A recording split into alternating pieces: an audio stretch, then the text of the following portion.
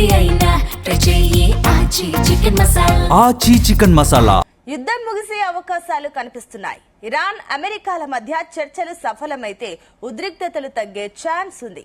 ఈ చర్చల కోసం తటస్థ ప్రాంతంగా పాకిస్తాన్ లోని ఇస్లామాబాద్ ను ఎంచుకున్నట్లు తెలుస్తోంది.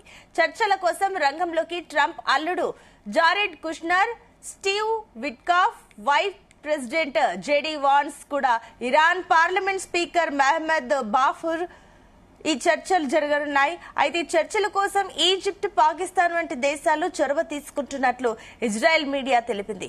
అన్ని కుదిరితే అమెరికా, ఇరాన్ ప్రతినిధులు ఈ వారంలోనే ఇస్లామాబాద్ లో చర్చలు జరపవచ్చని ఇక రాయిటర్స్ వార్తా సంస్థ పేర్కొంది.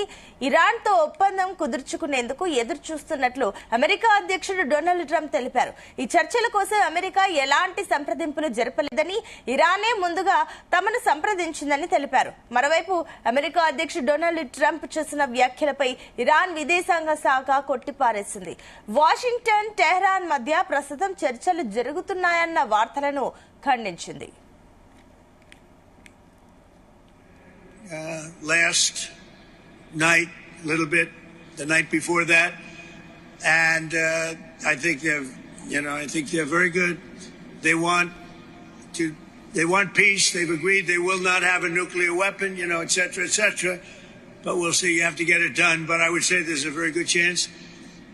And it began when I said that we were planning tomorrow on shooting down some of their power plants, and we're going to hold that up. Hopefully we won't have to do it.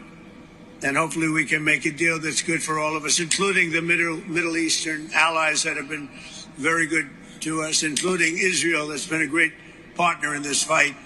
They've really been a good partner in the fight. They fought hard.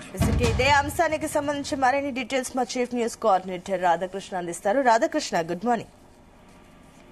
Good morning Sunitha.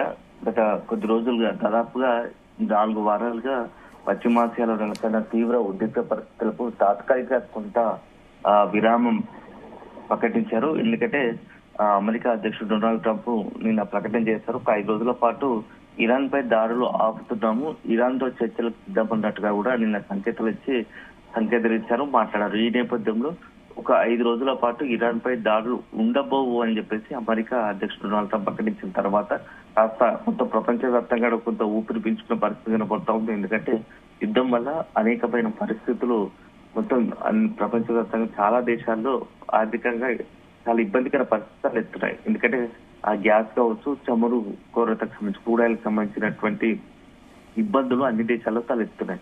ఈ నేపథ్యంలో అమెరికాలో కూడా దాదాపు 40% యుద్ధం మొదలైనప్పటి నుంచి America కూడా తీవ్ర నష్టం జరుగుతుందని చెప్పేసి అక్కడ మీడియా కథనాలు వెలువడుతున్నాయి. ముఖ్యంగా అక్కడ అనవసరంగా కూడా పెద్ద ఎత్తున డబ్బులు ఖజానాకు నష్టం జరిగేలా ఇట్లా యుద్ధంలో పెట్టాల్సిందని ఒక అంశం అయితే, మరోవైపు 40% అక్కడ కూడా ఆ చమురు ధరలు, పెట్రోల్ ధరలు పెరిగాయి అని చెప్పేసి కూడా ఒక వార్త విశ్లేషిస్తుంది.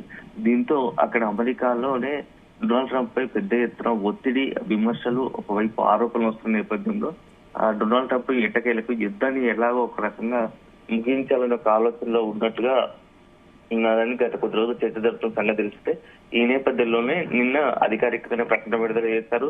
సో ఇరాన్ తో చర్చలు ఉంటాయి, 5 రోజుల పాటు ఇరాన్ కూడా చర్చలకు సిద్ధం ప్రకటించింది. 5 రోజుల పాటు యుద్ధానికి విరామం అని చెప్పి ప్రకటించిన నేపథ్యం తెలిసిందే.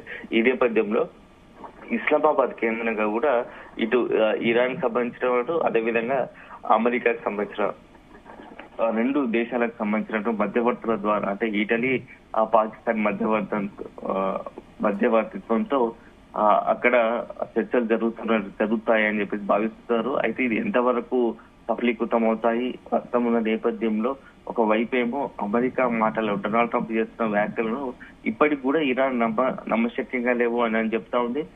డొనాల్డ్ ట్రంప్ మాటలు నమ్మలేము. కేవలము 5 రోజుల పాటు అక్కడ మొత్తం కూడా తమ ఆర్మీని సెట్ చేసుకోవడానికి, భూతలంతా దాడులు చేయడానికి అమెరికా ట్రై చేస్తోంది. ఈ నేపథ్యంలో ఒక 5 రోజుల పాటు విరామాన్ని ప్రకటించి తమ యుద్ధ వ్యూహాలను మార్చుకోవడానికి, మొత్తం సన్నాహాలను చేసుకోవడానికి ఇట్లాంటి ప్రయోగాలు చేస్తుంది, ఇలాంటి ప్రకటనలు చేస్తుందని చెప్పేసి ఇటు ఇరాన్ చెప్తా ఉంది.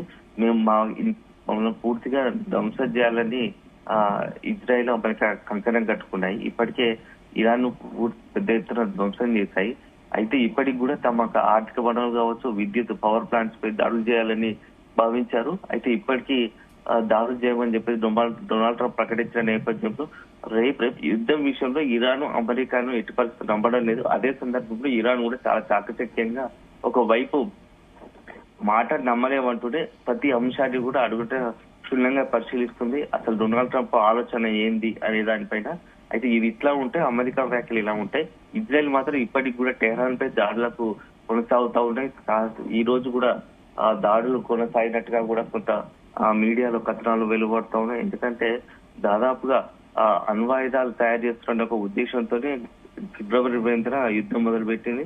సో అప్పటి నుంచి కూడా 25 రోజులకు 24 రోజులకైనా యుద్ధం కొనసాగుతా ఉంది. సో ఈ నేపథ్యంలో మొత్తం దాని ఇంపాక్ట్ హర్మజ్ జలసంధి ఇంపాక్ట్ ప్రపంచ దేశాల మీద పడడంతో ప్రపంచ దేశాల ఒత్తిడి, ముఖ్యంగా అమెరికాలో ఒత్తిడి రావడంతో కాస్త డొనాల్డ్ ట్రంప్ ఆలోచనలో మారినట్టు ఎలాగైనా యుద్ధానికి ముగింపు పలకాలి, లేని పక్షంలో అది తన మీదకే చుట్టుకుపోతుందనే ఒక భావనలో డొనాల్డ్ ట్రంప్ వచ్చినట్టుగా తెలుస్తుంది. ఈ నేపథ్యంలోనే మొత్తం ఈ యుద్ధానికి సంబంధించినటువంటి మధ్యవర్తిత్వానికి టర్కీ, ఈజిప్ట్, పాకిస్తాన్ ఈ 3 కూడా వచ్చినట్టుగా తెలుస్తుంది. సో ఈ దేశాలకు సంబంధించిన కీలకాల మధ్యవర్తిత్వంతో ఇస్లామాబాద్ కేంద్రంగా కూడా ఈ యొక్క చర్చలు జరగబోయే ఈ రోజు రేపు చర్చలు జరగబోయే అవకాశం ఉన్నట్టుగా తెలుస్తుంది. సో మొత్తానికి ఈ వారం రోజుల్లో ఈ పశ్చిమాసియాలో నెలకొన్న ఉద్రిక్త పరిస్థితుల్లో అత్యంత కీలక పరిణామం సంభవించే అవకాశం ఉంది. సో యుద్ధానికి ముగింపు పలకాలని చెప్పేసి అమెరికా అధ్యక్షుడు భావిస్తున్నాడా, నిజంగానే అంత సీరియస్ గా ఉన్నాడా అనేది మాత్రం కూడా ఈ 2-3 రోజుల్లో తేలిపోయే అవకాశం ఉంది. ఎందుకంటే డొనాల్డ్ ట్రంప్ వైఖరిని ఎప్పటికప్పుడు ఇరాన్ కూడా నమ్మలేని పరిస్థితిలో ఉంది. ఎందుకంటే చాలా సందర్భాల్లో ఇరాన్ కు సంబంధించి కూడా అనూహ్యంగా దాడి చేస్తామని అనుకోలేదు. అలాంటి సందర్భంలో యుద్ధం మొదలైంది కాబట్టి సో డొనాల్డ్ ట్రంప్ వ్యాఖ్యలకు సంబంధించి ఎంతవరకు నమ్మగలము అనేది ఉంటూనే ఒకవైపు చర్చలను ప్రతిపాదన ఉంటే చర్చల్లో ఏ అంశాలు తెరపై తీసుకురావాలో కూడా ఇప్పటికీ ఇరాన్ సంబంధించి ఒక ప్రత్యేకంగా ఒక బృందం ఏర్పాటు చేసినట్టు తెలుస్తోంది. ముజ్తబా కంపెనీ ఆధ్వర్యంలో ఒక ప్రత్యేక బృందం ఏర్పాటు చేసి ఒకవైపు యుద్ధానికి సిద్ధంగా ఉంటూనే ఎట్లాంటి పరిస్థితులు ఎదుర్కొనే సిద్ధంగా ఉండాలి. చర్చలు అయితే ఇట్లాంటి అంశాలు ఏ అంశాలు ప్రాతిపదికన కూడా మొత్తం చర్చలు నిర్వహించాలనే దానిపైన కూడా ముజ్తబా కమిటీ ఇప్పటికీ ఒక బృందాన్ని ఏర్పాటు చేసినట్టు తెలుస్తుంది. అయితే అన్నిటికీ ముఖ్యమైనది ఏంటంటే హర్మజ్ జలసంధిని తాము కూడా నిర్వహిస్తామనే ఒక డిమాండ్ తోనే ఇప్పుడు అమెరికా ఈ చర్చలకు వెళ్లే అవకాశం ఉన్నట్టుగా తెలుస్తోంది. సో మరి దీనికి ఇరాన్ ఎంత మేరకు అంగీకరిస్తుంది? హర్మజ్ జలసంధి మొత్తంగా ప్రపంచవ్యాప్తంగా 40% కూడా క్రూడ్ ఆయిల్, గ్యాస్ అక్కడి నుంచే మొత్తం కూడా రవాణా అవుతోంది వాణిజ్య పరంగా. సో ఈ నేపథ్యంలో దానిపైన అమెరికా కండుపడ్డట్టుగా తెలుస్తుంది. సో దాన్ని బేస్ చేసుకుని యుద్ధాన్ని బదులు చేసినట్టుగా కూడా ఇప్పుడిప్పుడే విశ్లేషకులు ఒక అంచనాకు వస్తున్నారు. సో మరి ఈ మొత్తం విషయంలో హర్మజ్ జలసంధి ద్వారానే యుద్ధానికి ఒకవేళ భవిష్యత్తు యుద్ధం కొనసాగాలన్నా, యుద్ధం నిలిచిపోవాలన్నా ఇప్పుడు హర్మజ్ జలసంధి మీద జరిగే చర్చలు అత్యంత కీలకమని కూడా ఒక వర్గం అభిప్రాయపడుతుంది. సో మొత్తానికైతే రాబోయే 4-5 రోజుల్లో అత్యంత కీలక పరిణామాలు ఈ పశ్చిమాసియా సంబంధించినటువంటి యుద్ధ విషయంలో జరగడం ఖాయంగా కనిపిస్తుంది. Right, thank you Radhakrishna.